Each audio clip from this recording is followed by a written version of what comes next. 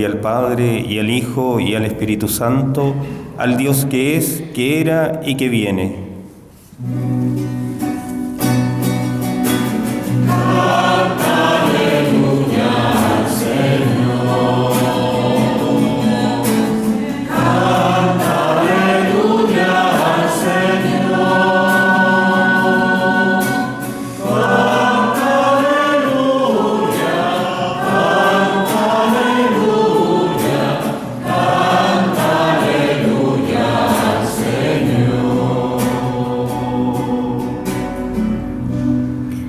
El Señor esté con ustedes. Proclamación del Santo Evangelio de nuestro Señor Jesucristo según San Juan. Gloria a ti, Señor.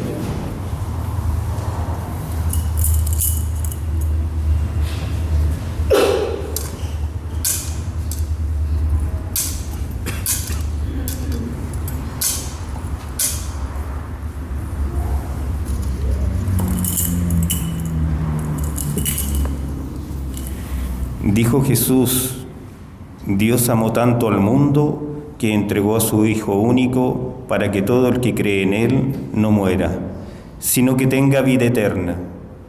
Porque Dios no envió a su Hijo para juzgar al mundo, sino para que el mundo se salve por Él. El que cree en Él no es condenado. El que no cree ya está condenado porque no ha creído en el nombre del Hijo único de Dios. Palabra del Señor. Gloria a ti, Señor Jesús.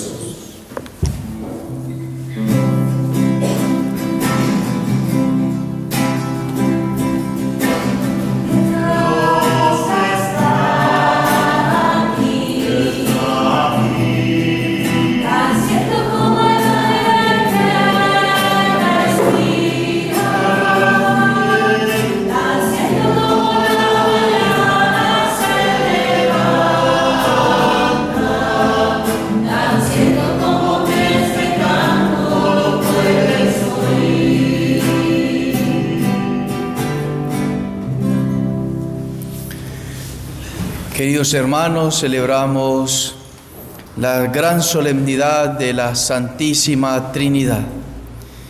Dios Padre, Dios Hijo y Dios Espíritu Santo. Celebramos esta indivisa y majestuosa Trinidad, que es el centro de nuestra fe, que es la gloria de la Iglesia, que es la gloria del mismo Jesucristo y que debe ser también nuestra propia gloria. Creemos nosotros, y eso que nosotros creemos pasaremos toda la eternidad contemplando.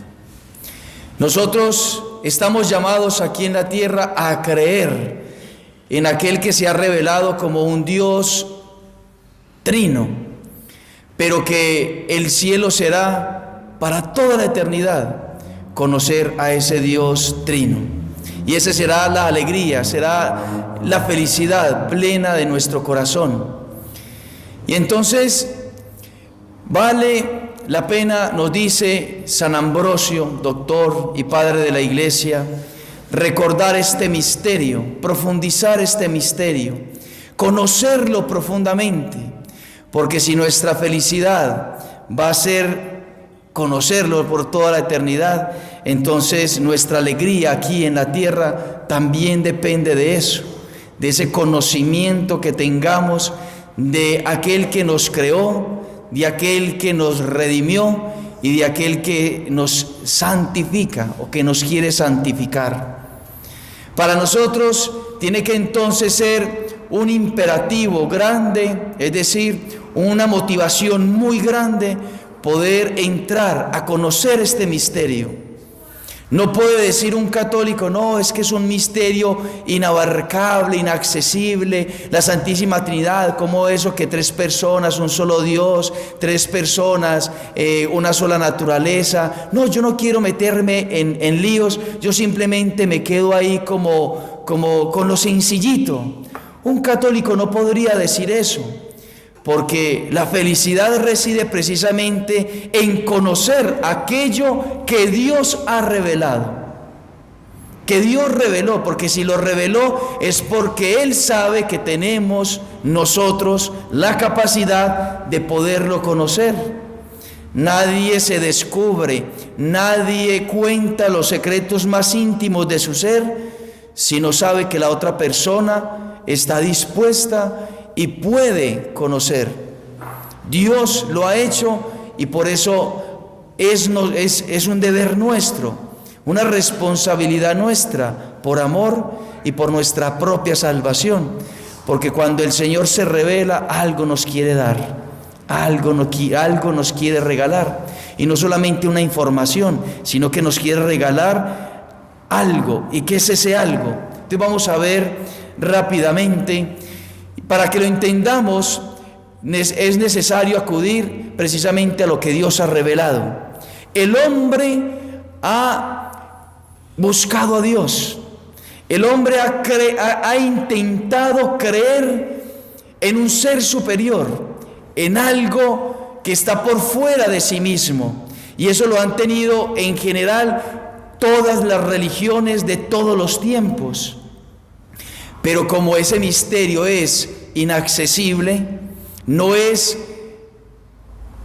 posible al hombre conocerlo, entonces el hombre se creó imágenes de Dios.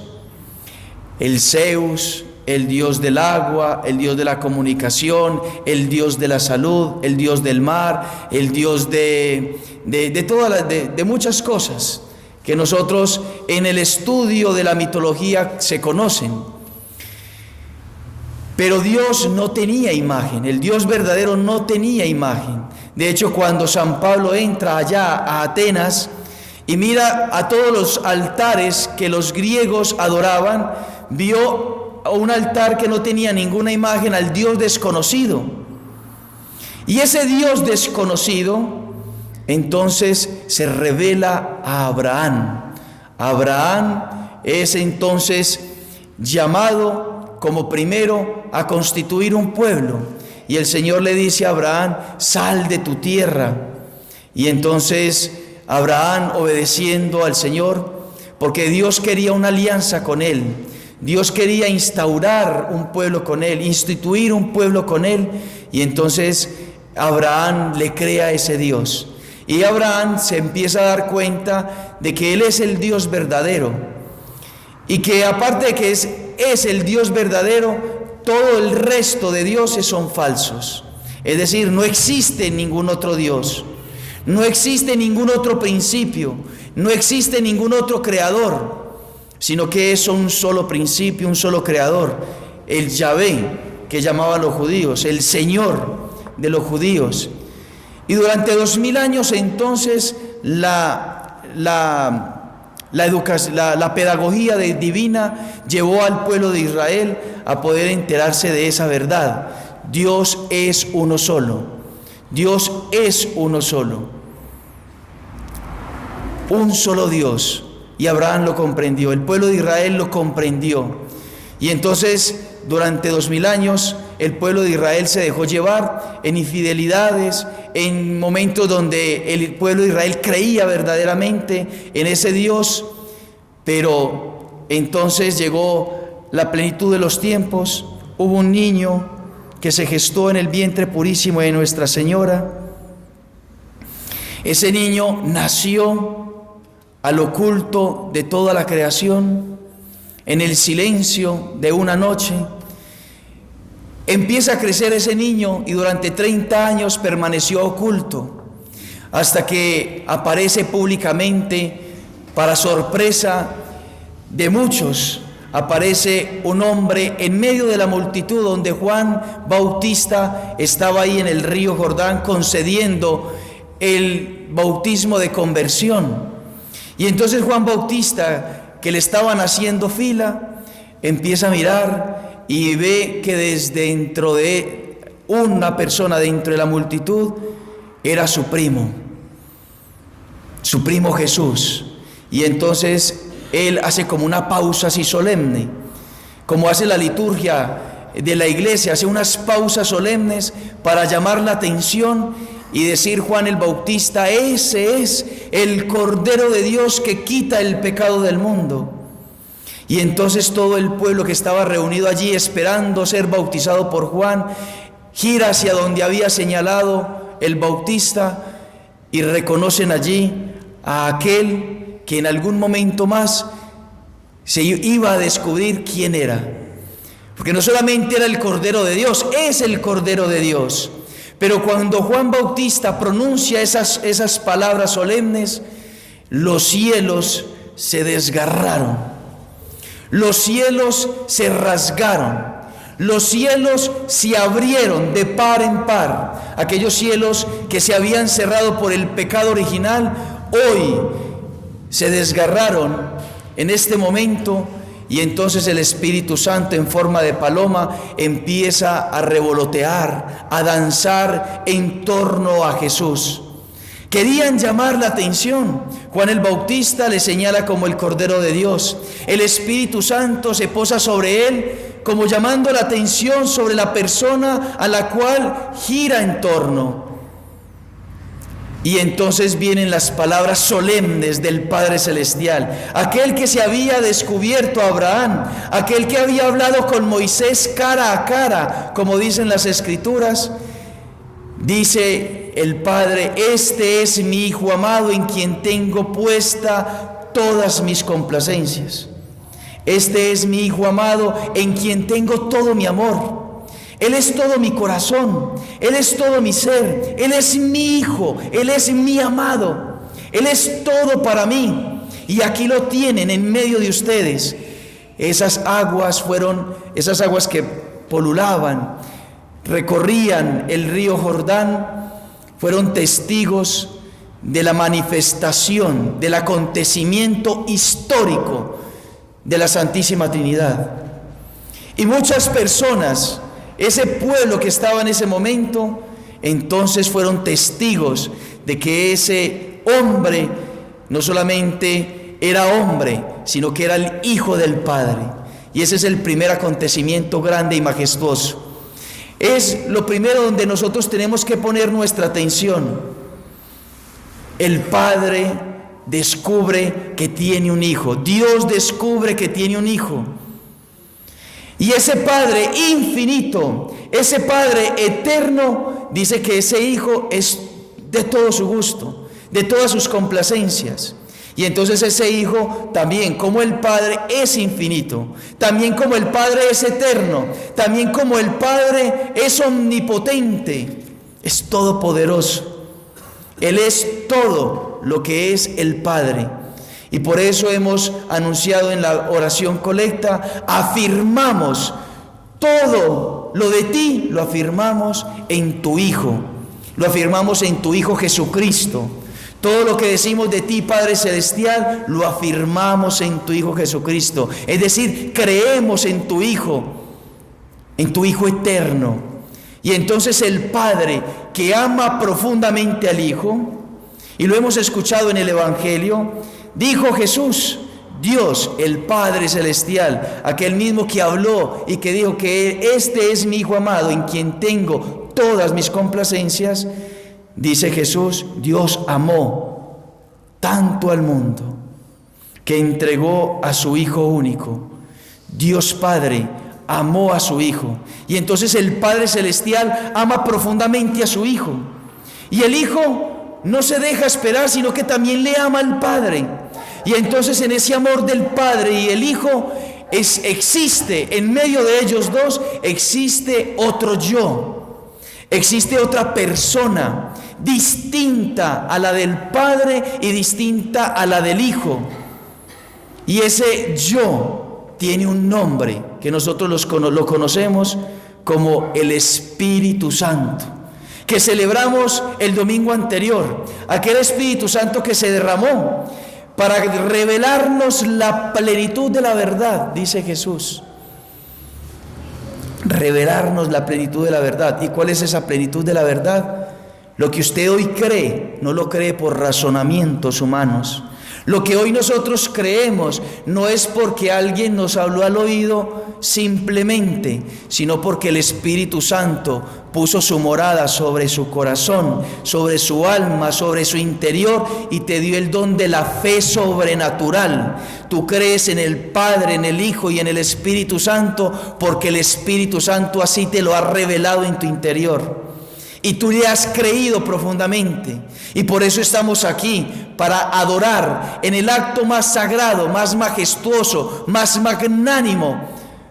Porque en la Eucaristía en todo podemos decir todos los superlativos posibles y quedamos cortos. La Eucaristía es el acto de adoración por excelencia a ese Padre que se ha revelado en Jesucristo y que junto con su Hijo nos ha dado el Espíritu Santo. Esa Santísima Trinidad es en la que nosotros creemos. Y si creemos en ella, entonces tiene que ser nuestra principal tarea conocer esos misterios divinos. Cuando uno entra al seminario o cuando uno empieza el proceso de conversión, uno dice, no, es que yo conozco a Dios. Es que yo conozco, sí, si la Virgen María es mi madre, es que el Padre, el Hijo y el Espíritu Santo. Y uno queda, sí, uno conoce. Pero cuando uno empieza a estudiar verdaderamente lo que enseña la Iglesia, leer los documentos, el magisterio, lo que han dicho los santos, uno queda, no he conocido nada absolutamente. Es como cuando usted va de paseo a la playa. No sé si han tenido la oportunidad de montarse en una lancha y a entrar mar adentro. Usted ve, ¿qué ve? Agua. Y usted dice, qué linda es esa agua. Y usted ve agua y agua y agua y agua. Y usted al parecer camina así. Está ahí la lancha avanzando por encima del agua.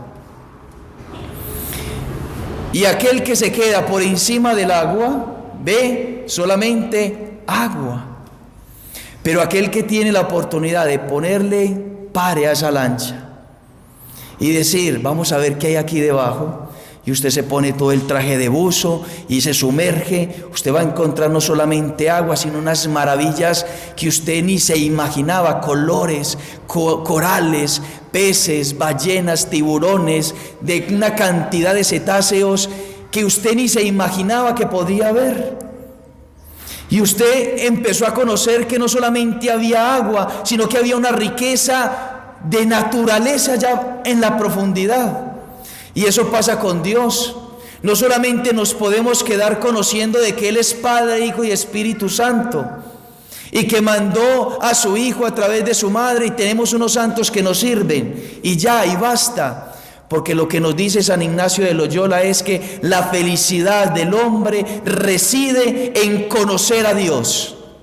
Y lo afirma el Catecismo de la Iglesia Católica. La felicidad del hombre el sentido del hombre es conocer a Dios. Conocerlo para servirlo. Conocerlo para amarlo. Conocerlo para amarlo. Y un católico no puede decir, no, es que yo no me voy a meter en ese misterio, es como es tan complicado. No. Yo me quedo con lo sencillito. No, el católico tiene que estar consciente de que si Dios se le ha revelado, es para que usted lo pueda conocer y conociéndolo encontrar esa felicidad. Y entonces el católico tiene que decir, si yo voy a pasar la eternidad, el cielo, conociendo, contemplando, maravillándome en ese misterio, tengo que empezar la eternidad aquí. Mi eternidad tiene que empezar en esta tierra, conociendo al Dios verdadero, conociendo al Dios verdadero, conociendo a aquel que se ha revelado, y se ha revelado para que el hombre no crea y no ame a falsos dioses. Porque Dios que nos ama nos quiso sacar del error, mostrándose que Él era uno solo, y no solamente que era un Dios solo, sino que Él no estaba solo, sino que estaba acompañado, que Él era familia, que Él es familia, que tiene un Hijo y que tiene un Espíritu Santo. Y entonces hay que conocerlo, profundizarlo. De ahí que entonces nosotros podamos decir dos cosas hoy, en este misterio que hoy celebramos. Primero, Nosotros no solamente creemos, sino que adoramos y queremos amar verdaderamente a ese Dios que se nos ha revelado. Y para amarlo tenemos que conocerlo. Tenemos que conocerlo. ¿Cuánto tiempo entonces, como primera instancia, cuánto tiempo le dedicamos a conocer a ese misterio de amor, a ese misterio profundo? ¿Cuánto tiempo le dedicamos a la lectura de las Sagradas Escrituras para conocer aquello que Dios ha revelado? ¿Cuánto tiempo hemos dedicado al catecismo, aprenderlo, amarlo, conocerlo, para entonces decir: conozco a Dios, conozco a mi Señor, conozco a aquel que me creó, aquel que me redimió, aquel que me santifica? ¿Cuánto hemos conocido nosotros la vida de los santos? ¿Cuántos santos hemos leído? Aquellos santos que han dado su vida, han desgastado su vida, han invertido toda su vida por conocer al Dios verdadero y hacerlo conocer. Y hacerlo conocer, porque esa es nuestra misión. Sino que nos hemos dejado entretener, nos hemos dejado distraer. Hagamos un examen de conciencia. ¿Cuánto tiempo nosotros dedicamos a otras cosas que pueden ser valiosas, que pueden ser buenas en sí mismas, pero que quizá le dedicamos tanto tiempo que Dios queda en lo último? Que llegamos a la noche y decimos: ay, yo hoy no recé, yo hoy no oré, me voy a desatrasar. Rezo un Padre Nuestro y 3 Ave Marías. Eso es como cuando una polola dice: ay, yo hoy no llamé a mi pololo, ni lo pensé, me voy a desatrasar, le voy a mandar un mensajito: te quiero mucho. Y si no lo hace no solamente un día, sino al otro día igualmente, y después al otro día igualmente, y después una semana usted dice: ay, no le he dedicado tanto tiempo, no, yo hoy voy a ir a visitarle, y le voy y le visito 1 hora, y después me voy nuevamente. El pololo, la polola que realice eso, ¿amará verdaderamente? ¿Amará verdaderamente? Pues eso es quizá lo que nosotros hacemos con Dios. Y pensamos que somos los más orantes, y pensamos que somos los más creyentes, porque venimos a la Eucaristía los domingos. Puede que sí, yo no le conozco su vida privada. Puede que usted tenga una vida de contemplación, de éxtasis. No me refiero a usted, me refiero quizá a aquel que se ha acostumbrado a vivir simplemente de la misa de los domingos. Pero resulta que Dios, cuando se le revela a Abraham, se revela es porque quiere su corazón. Y se le reveló al pueblo de Israel porque quiere su corazón. Y entonces en el libro del Deuteronomio escuchamos a Dios que le dice a Israel: escucha, Israel, amarás al Señor con todo tu corazón, con todas tus fuerzas, con toda tu alma, con todo tu entendimiento, con todo tu ser. O sea, no es simplemente conozcámoslo, no es simplemente creamos en Él, es amémoslo a Él con todo lo que nosotros somos. Porque Él se ha revelado precisamente para que nosotros nos revelemos a Él, nos descubramos, nos entreguemos, nos dejemos conocer y nos abracemos a su misterio. Entonces hay que dedicarle tiempo a Dios, a conocerlo, a permitirle a Él que se comunique, que todos esos misterios sean introducidos en nuestro corazón, que sean afianzados, enraizados en nuestro ser, y que la motivación de nuestra existencia sea vivir por Él. Que su trabajo sea para ofrecérselo a Él, su estudio, y así todas las cosas. Conocerlo a Él, hay que conocer a Dios. Pero como segundo, nosotros evidentemente también como criaturas que somos, como hijos que somos, necesitamos adorarle. Y por eso la Iglesia a lo largo de los siglos a través de los actos litúrgicos, ha adorado a Dios como se merece. No porque sea una obra humana, sino porque es una obra divina. Porque la liturgia de la Iglesia adora al Dios Padre, Hijo y Espíritu Santo. Adora a Dios Trino en cada Eucaristía. Y por eso la Eucaristía de los domingos, ojalá pudiera ser así todos los días, bien solemnemente, donde el sacerdote entra en procesión con todos sus monaguillos y con sus seminaristas, y humeando el incienso para un lado y para el otro, y que se vea que haya bastante incienso, y que quede como la parroquia, como le pasó a Moisés. Bajó en la nube Dios, descendió en la nube, y una nube estaba así espesa, bajó sobre Moisés. Y entonces la iglesia queda así como humeante, con incienso, no por capricho del curita que le gusta el incienso, sino porque a Dios hay que adorarlo como a Él se merece. La iglesia adora a Dios en el sacrificio de la Eucaristía. Y por eso antes nuestros abuelos decían, a la misa debemos de ir lo mejor presentados posible, con el mejor traje, con el estrén, con la ropa más nueva, con la ropa más elegante, porque había que adorar a Dios. Hay que ir a adorar a Dios. ¿Y cómo nos vamos a presentar ante Dios? ¿De cualquier manera? No, con la mejor ropa, con la mejor elegancia, no con pantalones cortos, no con escotes, sino con la elegancia de un hijo de Dios que viene a adorar a su Padre, que viene a adorar a su Salvador y que viene a adorar a su Santificador. Mire la hermosura de hoy de la primera lectura, la humildad de Moisés. Dicen que en el Antiguo Testamento no hubo profeta como Moisés, no hubo persona tan humilde como Moisés, y de verdaderamente tenía razón, porque Moisés, cuando siente la presencia de Dios, cuando le ve descender en la nube, le dice al Señor, Moisés invocó el nombre del Señor, el Señor pasó delante de él y exclamó, el Señor es un Dios compasivo y bondadoso, lento en enojarse y pródigo en amor y fidelidad. Y Moisés cayó de rodillas, cayó de rodillas. ¿Y qué es eso de caer de rodillas? Pues que si yo conozco, si ya yo creo en Dios, creo en la Santísima Trinidad, se me reveló, el Espíritu Santo me dio el don de creer, entonces yo como criatura pues tengo que rendirle mi vida.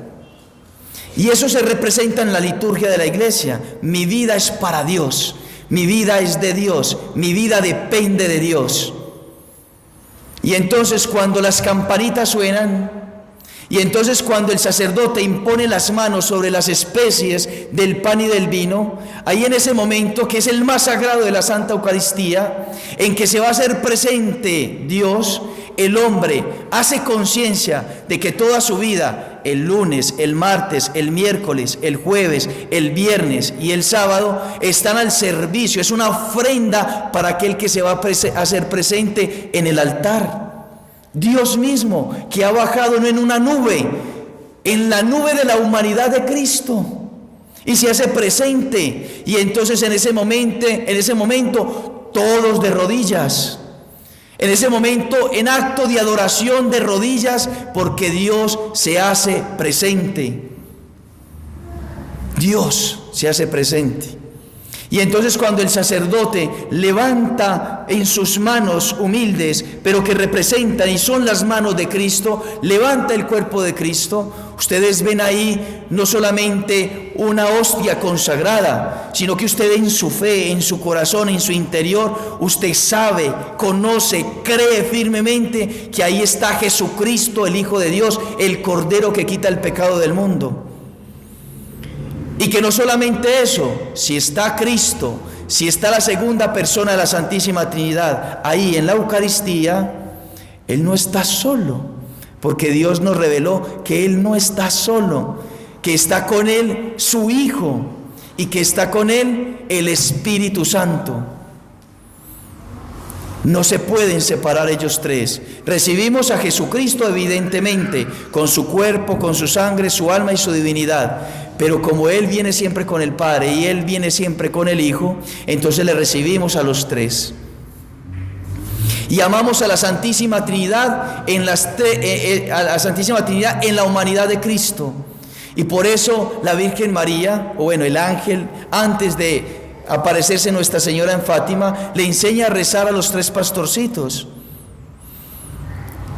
la oración de la Santísima Trinidad. Dios mío, yo creo, adoro, espero y os amo, y os pido por los que no creen, no adoran, no esperan y no os aman. Santísima Trinidad, te ofrezco, Padre, Hijo y Espíritu Santo, os ofrezco el cuerpo, la sangre, el alma y la divinidad. Es el misterio de la Eucaristía, pero que nos trae el misterio trinitario, el misterio que Jesús se hace presente sacramentalmente, pero para traernos en comunión al misterio trinitario, al misterio trinitario. Entonces, cuando nosotros venimos a comulgar la majestuosidad, venimos a comulgar la magnanimidad, venimos a comulgar al Dios infinito, venimos a comulgar al Dios eterno, al Dios todopoderoso. No es un símbolo meramente, no, es real, es verdadero. Recibimos, tenemos comunión con la Santísima Trinidad. Entonces es un misterio que nos abarca, que nos sobrepasa, pero que nosotros tenemos que vivir en la fe, en la fe. Y entonces cuando nosotros venimos a la Eucaristía, venimos a adorar a esa majestuosidad. Y venimos con lo mejor, porque la Eucaristía es lo mejor. Y en la Eucaristía hay que ofrecerle a Dios lo mejor. Por eso el sacerdote no sale como con cualquier cosa. El sacerdote sale revestido de Cristo, que es Rey. Esto no es para ornamentar al Padre, no es para ornamentar al sacerdote, es para representar a Cristo Rey. El sacerdote, cuando está consagrando el pan, no se puede poner de rodillas, no porque no quiera, que el sacerdote tiene que estar de rodillas en su alma y en su interior, contemplando ese misterio que está sucediendo en el altar. El sacerdote queda de pie porque está ahí Cristo mismo, ya no es Él, es Cristo mismo. Es Cristo quien está ofreciéndose al Padre por la acción del Espíritu Santo. Por eso la ornamentación, la liturgia es bella, hermosa en la iglesia, porque no adoramos un Dios falso, porque no adoramos una criatura humana, porque no adoramos un imaginario, una caricatura de Dios. Adoramos al Dios verdadero que se ha revelado en tres personas.